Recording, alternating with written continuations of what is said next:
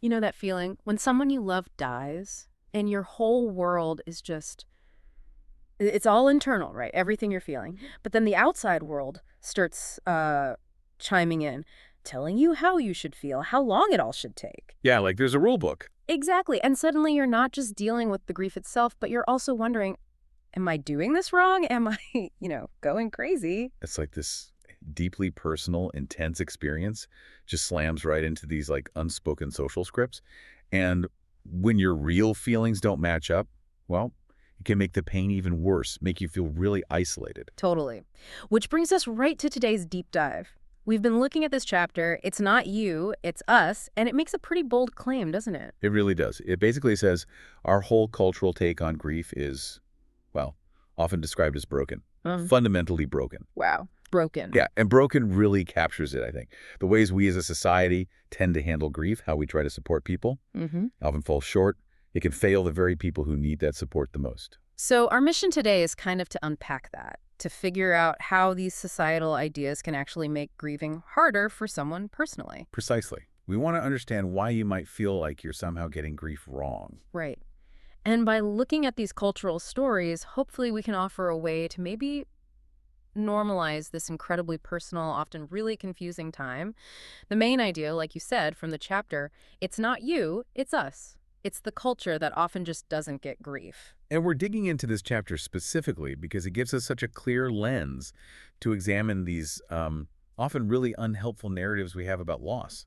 Okay, so where does the chapter start? It mentions something about trickle-down pathology and this generally negative view of grief. Yeah, it's interesting. It suggests this can even start way back in, like, professional training. The chapter argues that clinical education sometimes doesn't fully equip therapists or doctors for just how common and complex grief is. Hmm. Think about it. Loss is almost universal, right? So many people bring grief into therapy, but it might not always get the detailed focus it needs in training programs. And that limited view can then, trickle down. It shapes how even professionals sometimes approach grief. Okay, that makes sense. So if the experts aren't always getting the full picture in their training, it's no wonder the general public's understanding might be a bit skewed too. Exactly. And the chapter really emphasizes this negative perception. Grief is often treated almost like an illness, an aberration from the norm, something you need to quickly overcome. Like it's a problem to be solved, not an experience to be lived through. Precisely. You see this intense societal pressure to get over it, and fast, like within weeks. If your grief hangs around longer than that, this view suggests it's some kind of personal failure. Or maybe you're actually unwell. Which just feels so counterintuitive, doesn't it? I mean, losing someone incredibly important, feeling intense sadness and pain seems pretty natural, not like something's fundamentally wrong with you. Absolutely. The author challenges that directly.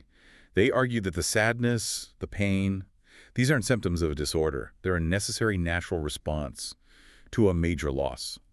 There's nothing inherently pathological about feeling those things deeply. Okay, but then there's this other layer the chapter talks about, this pressure not just to grieve, but to like find meaning in it all, to transcend the loss. You see that everywhere. Oh, definitely. Self-help books, movies, even some spiritual teachings, they often frame grief as this kind of catalyst for personal growth. Like you should emerge stronger, wiser, happier. Right, the what doesn't kill you makes you stronger kind of vibe. Exactly.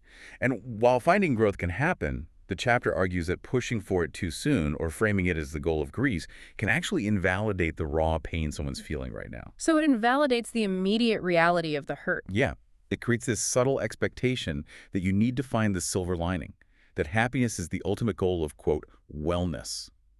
Grief isn't allowed to just exist as pain. It has to be productive, transformative. And if you're just sad, if you're just hurting and not transforming, And you can feel like you're failing. Like you're not doing grief the right way because you haven't reached that expected positive outcome yet. ah, It makes happiness the benchmark, even when happiness feels impossible or just inappropriate for where you are. and this push towards positivity, towards getting over it quickly, it seems to lead to people saying some really unhelpful stuff.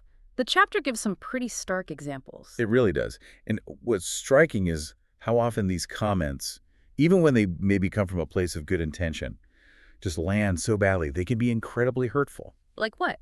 Well, the author mentions being told they weren't a good feminist for being so devastated after their partner died, or um, that their spiritual life must be lacking if they couldn't see the gift in the loss. Whoa, a gift. Yeah. And it gets worse.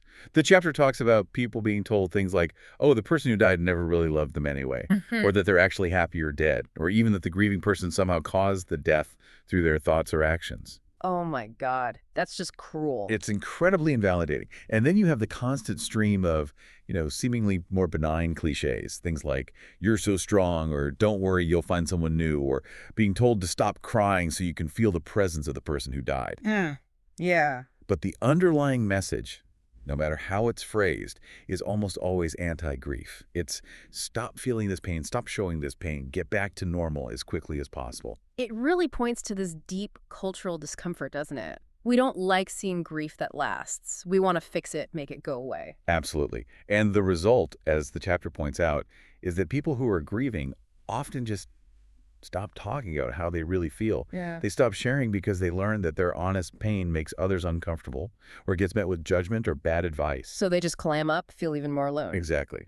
That silence is a huge damaging consequence of this whole anti-grief narrative. Which leads us to another point. The chapter tackles this myth of getting stuck in grief. Right. And it really challenges what society even means by stuck. What does it mean, according to this view?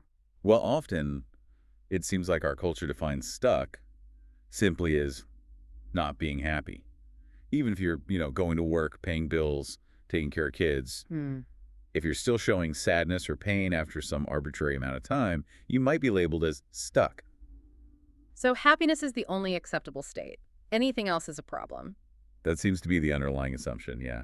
And the time frame society allows for sadness is just ridiculously short. There's that anecdote in the chapter, right, about being asked still. Yeah, that one hit me too. Being asked still, just 5 weeks after their partner died. 5 weeks. That's nothing. It perfectly illustrates this incredibly compressed timeline we impose. That single word, still, implies grief should be over already, that you're lagging behind if you're still feeling it. But grief doesn't work like that, especially big griefs. Not at all. As the author says, time works differently after a major loss. What feels like just happened could be weeks, months, even years ago. Validating that, saying, of course it still hurts, this just happened in the grand scheme of your life, can be so incredibly helpful. And the medical world doesn't always help either, does it? The chapter brings up how grief lasting longer than, say, 6 months can get pathologized, diagnosed as complicated grief. Exactly. It's another way we try to put grief in a box with an expiration date. If your grief doesn't fit neatly into that 6-month window, suddenly it's complicated. It's potentially a disorder. Which just adds another layer of feeling like you're failing, right? Failing at grief itself. Precisely. It puts the burden back on the individual. Your grief is the problem because it's not conforming to this arbitrary schedule. Okay, and the big one. The stages of grief. Everyone knows about those, right? Denial, anger. Bargaining, depression, acceptance. Yes. Probably the most famous model out there. But the chapter really pushes back on how it's commonly understood and used. How so? What's the issue? Well, the crucial thing to remember is where they came from. Elisabeth Kubler-Ross developed these stages based on her work, talking to people who were dying, people facing their own mortality. Okay. Not necessarily for people grieving someone else's death. Exactly. It wasn't intended as a step-by-step manual for bereavement, but somehow it got taken that way. It morphed into this idea of a linear, universal path that everyone should follow to grieve properly. Like you tick off denial, then move to anger and so on until you reach acceptance and you're done. Pretty much.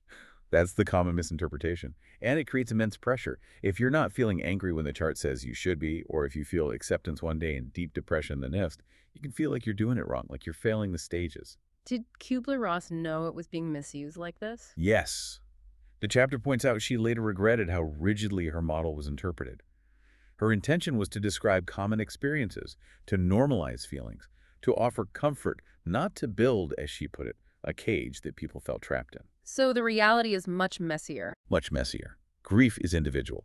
It's as unique as a love as the relationship itself. There's no set pattern, no fixed order, no predictable timeline.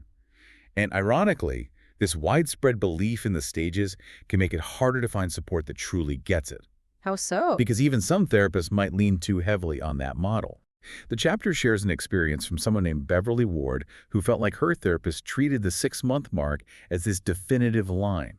Because her grief didn't fit the standard assessment tools based on that timeline, the experience actually left her feeling mentally ill. Wow. So the model meant to help ended up hurting. In that case, yes. Yeah. It highlights the danger of applying these simplified models too rigidly.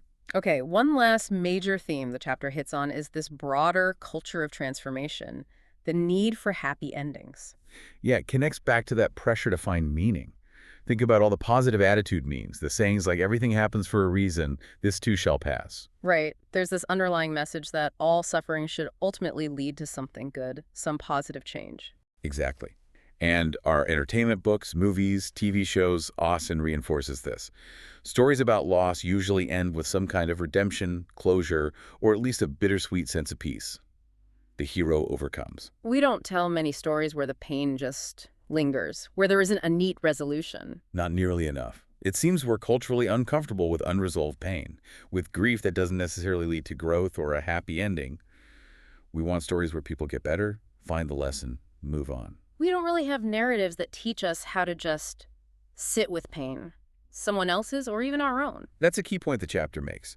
We lack the cultural scripts for simply bearing witness to suffering that can't be fixed or transformed. But the chapter doesn't just leave it there, right? It talks about reframing this, about a new hero's tale. Yes, and this is really powerful. Instead of focusing only on stories of overcoming loss, it calls for stories about people who learn to live with profound loss, stories that tell the truth about enduring pain. So, redefining bravery. In a way, yes. Bravery isn't just about conquering the pain. It's also about the courage to wake up each day when your heart is shattered. It's about staying present with that pain, not turning away from it. And it's about not turning away from someone else's abyss either. Just showing up, being present. Exactly. And the chapter concludes that telling these truer stories, the ones about carrying pain, not just conquering it, it's terrifying maybe, but it's also beautiful. Because it's more honest. It's more honest, and it creates space for real connection.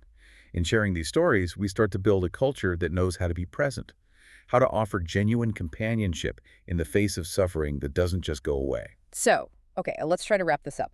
The big takeaway seems to be that our usual ways of thinking about grief, the cultural models, the expectations, they often set people up to feel like they're failing. Yeah, that pressure to get over it fast, to find meaning, to follow neat stages, it can all feel incredibly invalidating when your actual experience is messy and painful and long-lasting. It can make you feel misunderstood, maybe even, as the chapter suggests, a bit crazy. And the core message, really the thing we hope you take away from this deep dive, is that if you're grieving and feel like you're not doing it right, chances are it's not you. It's us. It's the culture. It's the prevailing cultural narrative around grief that often needs adjusting, needs re-examining. So maybe a final thought for you, listening. Think about the stories you've encountered about grief. In movies, books, maybe even in your own family or community. Have they mostly been about overcoming, about getting past it? Or have they made space for the idea of enduring pain, for living with loss, rather than just getting over it? And how might things change, do you think, if we started telling different kinds of stories? If our cultural narratives created more room for the complex reality of grief, could that lead to more compassion, more genuine support? It's definitely something to consider. And if exploring this cultural context felt helpful, the source material suggests Chapter 4 digs even deeper into why grief shaming happens. Or, if you're in the middle of grief right now, Chapter 5 apparently offers a different vision for support for what living well with grief could actually look like.